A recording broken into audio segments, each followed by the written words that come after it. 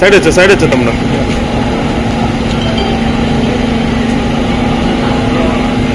వర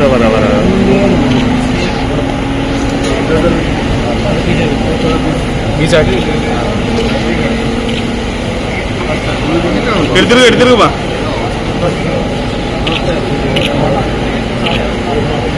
మీడియా కట్టం రావద్దు.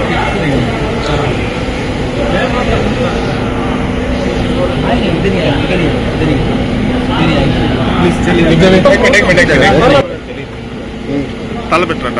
జగన్మోహన్ రెడ్డి గారు ఐటాక్తో మాట్లాడుతూ 150 కన్నా ఎక్కువ పంపిస్తారు, ప్రపంచం సృష్టించబోతున్నాం అంటున్నాం సార్.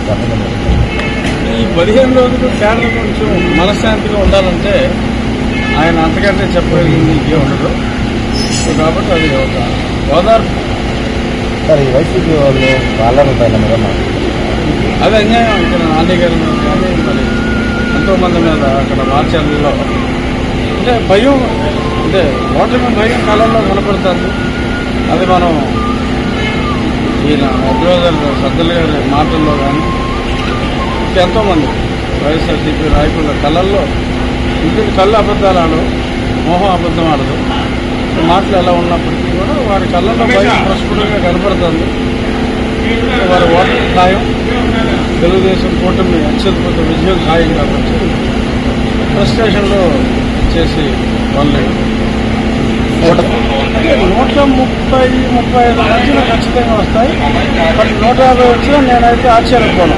గతంలో మరి అప్పుడు జగన్మోహన్ రెడ్డి గారికి అందరూ 110 అనుకుంటే 150 వచ్చినాయి. ఎవరు ఎక్స్పెక్ట్ చేయాల తనతో సహా. ఇప్పుడు అలాగే ఒక అద్భుతమైన విజయం 1994లో తెలుగుదేశం పార్టీ కాంగ్రెస్ పార్టీ పోటీ పడినప్పుడు ఎటువంటి విజయం వచ్చింది, ఆ స్థాయి విజయం డిఫరెంట్గా ఇప్పుడు అందుకుంటుందంటాను. ఎటువంటి సందేహం. మీరు ఒక ఎంప్లాయీస్ ఓటింగ్ చూడండి, వాళ్ళు కూడా ఒక దెబ్బతిన్న వర్గం. అలాగే అన్ని వర్గాలు దెబ్బతిని ఉన్నాయి. సో అందరూ కూడా ఎంప్లాయీస్కి ఏదో 80% పడింది అంటున్నారు.